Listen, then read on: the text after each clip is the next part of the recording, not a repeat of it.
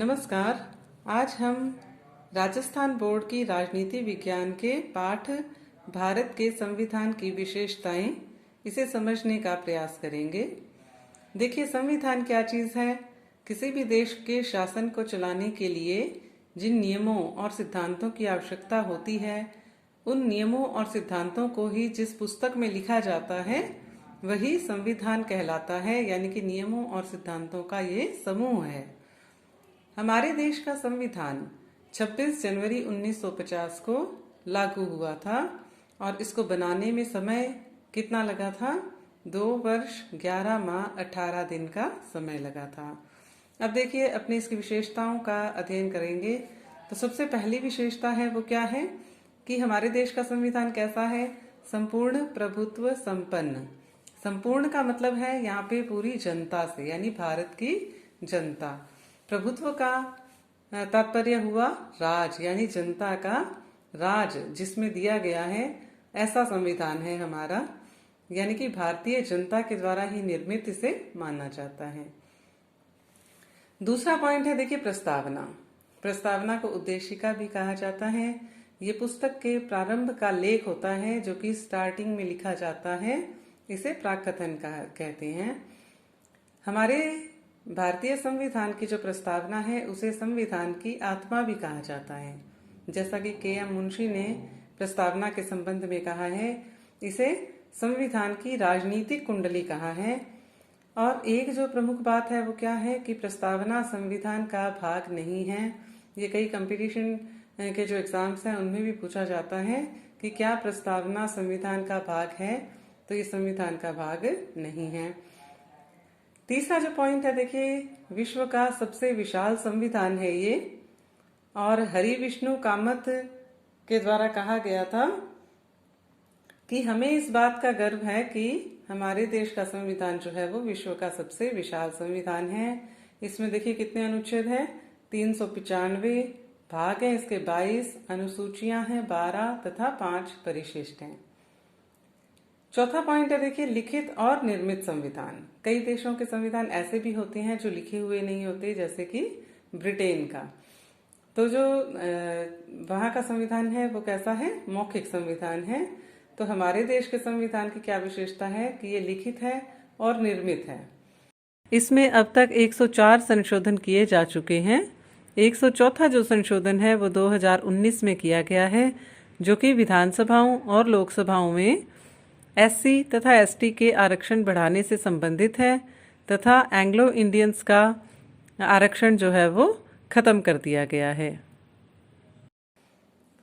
अगला पॉइंट है वो क्या है कि हमारे देश में किस शासन व्यवस्था को अपनाया गया है संविधान के तहत? संसदीय। यानी कि संसदीय शासन व्यवस्था की एक तो विशेषता है कि यहाँ पे कार्यपालिका व्यवस्थापिका के प्रति उत्तरदायी होती है। उत्तरदायी होने का मतलब व्यवस्थापिका कार्यपालिका को हटा सकती है। और एक है कि संघ और राज्यों में 2 तरह के प्रमुख होते हैं। संघ में भी संघ सरकार और राज्य सरकार, इसमें 2 तरह के प्रमुख होते हैं। एक तो संवैधानिक प्रमुख और एक वास्तविक प्रमुख। संवैधानिक यानी कि नाम मात्र का, वो है राष्ट्रपति संघ में, और वास्तविक प्रमुख है प्रधानमंत्री। राज्यों में भी संवैधानिक प्रमुख है राज्यपाल और वास्तविक प्रमुख कौन है? मुख्यमंत्री। तो ये संसदीय शासन व्यवस्था है। और इसके अलावा मौलिक अधिकार और कर्तव्यों को शामिल किया गया है संविधान में। मौलिक अधिकार जो है वो अनुच्छेद 12 से 35 के अंतर्गत उल्लिखित है। मूल संविधान में 7 मौलिक अधिकार थे, जबकि वर्तमान में 6 मौलिक अधिकार हैं। 44वें संविधान संशोधन के द्वारा संपत्ति के अधिकार को हटा दिया गया था।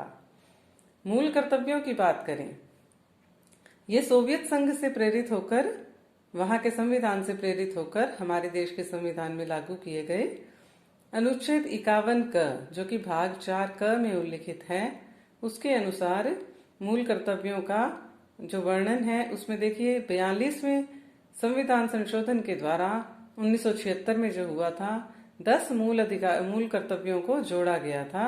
यानी कि मूल संविधान में कर्तव्यों का उल्लेख नहीं था, ये 42वें संविधान संशोधन के द्वारा जोड़े गए। और 86वां जो संविधान संशोधन हुआ 2002 में, उसमें 11वां मूल कर्तव्य जो है उसको शामिल किया गया। आगे अपनी चर्चा करते हैं। देखिए, राज्य के नीति निर्देशक तत्व, ये आयरलैंड देश से प्रेरित होकर हमारे देश के संविधान में लिए गए हैं। इनका उल्लेख संविधान के भाग 4 और इसके अनुच्छेद जो है 36 से 51, इसमें इनका उल्लेख है। नीति निर्देशक तत्व जो है वो राज्यों के लिए हैं और राज्यों को ये एक निर्देश देते हैं कि वे जन कल्याणकारी राज्य की स्थापना करें और ये न्यायालय में वाद योग्य नहीं है। यानी कि राज्य अगर नीति निर्देशक तत्वों को लागू नहीं करता है तो न्यायालय में कोई वाद नहीं किया जा सकता इनके खिलाफ। नेक्स्ट पॉइंट है वयस्क मताधिकार। वयस्क से तात्पर्य है जो 18 या 18 साल से ऊपर के नागरिक जो हैं उन्हें वयस्क कहा जाता है। 61वें संविधान संशोधन के द्वारा वयस्क की आयु जो है वो 18 वर्ष कर दी गई, जबकि मूल संविधान में ये 21 वर्ष की आयु थी। तो जितने भी वयस्क नागरिक हैं उन्हें मत देने का अधिकार है। इसके अलावा देखिए, पंथ निरपेक्ष राज्य है हमारा देश जो है, पंथ निरपेक्ष है। पंथ से तात्पर्य है जो अलग अलग अपने धर्म जिनको मानते हैं, हिंदू, मुस्लिम, सिख, ईसाई, ये सारे के सारे पंथ हैं। तो राज्य क्या करेगा, उसकी दृष्टि में सभी धर्म समान हैं और वो धर्म के आधार पर किसी भी नागरिक के साथ में भेदभाव नहीं करेगा। और राजीव भार्गव जो है उन्होंने इसके उसूली फासले का सिद्धांत दिया है, धर्मनिरपेक्षता के उसूली फासले का सिद्धांत। और उनके अनुसार क्या है कि राज्य जो है वो धर्म से जुड़ी कुरीतियों का निराकरण करने के लिए धार्मिक मामलों में हस्तक्षेप कर सकता है। यानी वैसे तो संविधान के अनुसार हस्तक्षेप नहीं कर सकते हैं, लेकिन कुरीतियों के खिलाफ हस्तक्षेप किया जा सकता है। तो ये है उसूली फासले का सिद्धांत और ये किसने दिया था, राजीव भार्गव ने। और अनुच्छेद जो 25 है उसके तहत सभी नागरिकों को धार्मिक स्वतंत्रता का अधिकार दिया गया है। इसके अलावा देखिए, अगला पॉइंट है समाजवादी राज्य। मूल संविधान में यह शब्द नहीं था, इसको 42वें संविधान संशोधन के द्वारा जोड़ा गया है। एक है कि ये बहुत ही विलक्षण दस्तावेज है। विलक्षण यानी कि अद्भुत, सबसे अलग। दक्षिण अफ्रीका ने भारतीय संविधान को प्रतिमान के रूप में अपने देश का संविधान बनाने हेतु काम में लिया है। नेक्स्ट पॉइंट है देखिए, एकात्मक और संघात्मक तत्वों का अद्भुत संयोग। अब एकात्मक और संघात्मक, सबसे पहले इसको समझते हैं अपने। भारत क्या है, एक संघात्मक राज्य है। जैसा कि आप इस चित्र में देख रहे हैं, भारत जो है वो कई राज्यों से मिलकर बना है, कई राज्यों से। और इसमें देखिए, न्यू दिल्ली जो है, नई दिल्ली, वहां पे एक अपनी केंद्र सरकार है, पूरे भारत के लिए एक केंद्र सरकार। और जो अलग अलग राज्य हैं उनमें राज्य सरकारें, तो वो अपने राज्यों में कानून जो है निर्माण का कार्य करती हैं। तो यानी कि संघात्मक राज्य का क्या मतलब हुआ, जिसमें दो तरह की सरकारें होती हैं, एक तो केंद्र सरकार और दूसरी राज्य सरकार। अब देखिए, अब अपने ये चित्र देखें, यहाँ पे क्या है, ये फ्रांस का है। तो यहाँ पे अगर अपने देखें तो यहाँ पे एक केंद्र सरकार ही है, इसके अलावा राज्य सरकारें जो है यहाँ पे नहीं होती हैं। तो जब एक केंद्र सरकार ही हो तो हम इसे क्या कहेंगे, यहाँ पे एकात्मक सरकार है। तो देखिए, संघात्मक और एकात्मक में से कौन कौन से तत्वों को भारत में लिया गया है। तो संघात्मक के क्या लक्षण है भारत में, निष्पक्ष और स्वतंत्र न्यायपालिका का होना, संविधान की सर्वोच्चता होना और राज्यसभा यानी कि संसद में लोकसभा के अलावा राज्यसभा सदन का भी होना। ये तो हो गया संघात्मक लक्षण। और एकात्मक लक्षण देखें तो यहाँ पे इकहरी नागरिकता है। इकहरी यानी कि एक ही, ज्यादातर संघीय जो देश होते हैं वहां पे दोहरी नागरिकता होती है, यानी कि संघ की नागरिकता अलग और राज्यों की नागरिकता अलग मिलती है, जबकि हमारे देश में सिर्फ भारत की नागरिकता मिलती है, राज्यों की नागरिकता नहीं मिलती है। इसके अलावा अखिल भारतीय सेवाएं हैं, संविधान एक ही है, राष्ट्रपति के द्वारा राज्यों में राज्यपाल की नियुक्ति की जाती है। ये सब एकात्मक लक्षण है। इसके अलावा देखिए, जो संघ सूची के विषय हैं वो कितने हैं, 97। राज्य सूची के विषय कितने हैं, 66 हैं। समवर्ती सूची के विषय हैं 47। तो देखिए सबसे ज्यादा किसके हैं? संघ सूची के, यानी कि केंद्रीय सरकार के। तो केंद्र सरकार इसमें पावरफुल है। जहां पे केंद्र पावरफुल होगा वहां पे एकात्मक लक्षण है। और इसके अलावा अवशिष्ट शक्तियां जो है वो भी किसके पास में है? केंद्र के पास में है। तो इस तरह से केंद्र को मजबूत बनाया गया है। तो एकात्मकता की तरफ झुका हुआ है भारत का जो संविधान है। तो संघात्मक और एकात्मक दोनों ही तत्व विद्यमान है इसमें। नेक्स्ट पॉइंट है देखिए स्वतंत्र न्यायपालिका।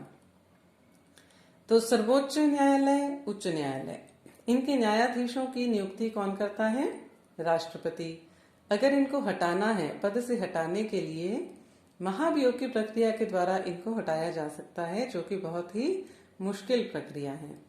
इसके अलावा इनके पास में न्यायिक पुनरावलोकन का अधिकार भी है। अनुच्छेद 32 के अंतर्गत बंदी प्रत्यक्षीकरण आदि लेख जारी किए जाते हैं।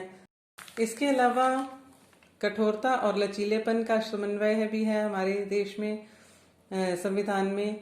अनुच्छेद 368 के अंतर्गत देखिए अनुच्छेद 368 के अंतर्गत संविधान संशोधन की प्रक्रिया का उल्लेख है।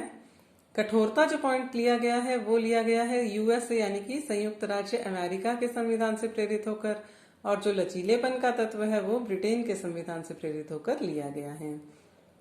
संविधान संशोधन की विधियां देखिए 3 तरह से संविधान में संशोधन किया जा सकता है। एक तो है लोकसभा और राज्यसभा के साधारण बहुमत द्वारा।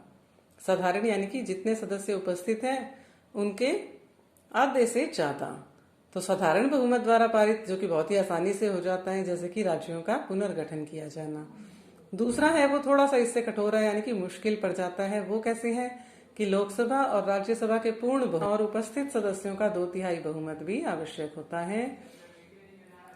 और जो तीसरी विधि है उसमें क्या है? लोकसभा और राज्यसभा का पूर्ण बहुमत भी चाहिए, 2/3 बहुमत भी चाहिए। इसके अलावा आधे राज्यों के विधानमंडल का समर्थन भी आवश्यक है। इसके अलावा देखिए भारतीय संविधान जो है वो विश्व शांति का समर्थक भी है।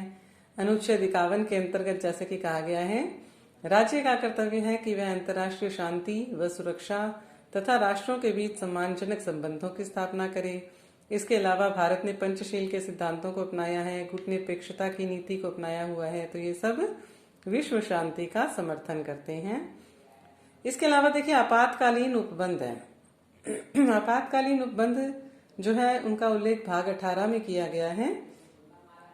इस व्यवस्था के अंतर्गत जो शासन है वो राष्ट्रपति के अधीन आ जाता है, और इसमें 3 अनुच्छेदों के तहत इसका वर्णन किया गया है। अनुच्छेद 352 में तो जब बाहरी आक्रमण, सशस्त्र विद्रोह या युद्ध की स्थिति में आपातकालीन जो उपबंध है वो लागू कर दिए जाते हैं। इसके अलावा 356 जो है वो राज्यों में संवैधानिक तंत्र की विफलता होने पर आपातकाल जो है वो राज्यों में लागू कर दिया जाता है। और अनुच्छेद 360 जो है वो जब वित्तीय संकट की स्थिति में अनुच्छेद 360 जो है वो लागू कर दिया जाता है। इसके अलावा देखिए इकहरी नागरिकता है। इकहरी नागरिकता जिसका कि अपने पहले भी चर्चा कर चुके हैं।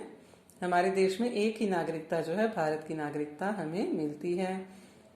नेक्स्ट पॉइंट है देखिए लोक कल्याणकारी राज्य की स्थापना का आदर्श, यानी कि सभी नागरिकों को पौष्टिक भोजन की, आवास की, वस्त्र की, शिक्षा, स्वास्थ्य आदि सभी जो आवश्यकताएं जो हैं उनको पूरा करना, उनके जीवन स्तर को ऊंचा उठाना। अल्पसंख्यक और पिछड़े वर्गों के कल्याण की विशेष व्यवस्था की गई है।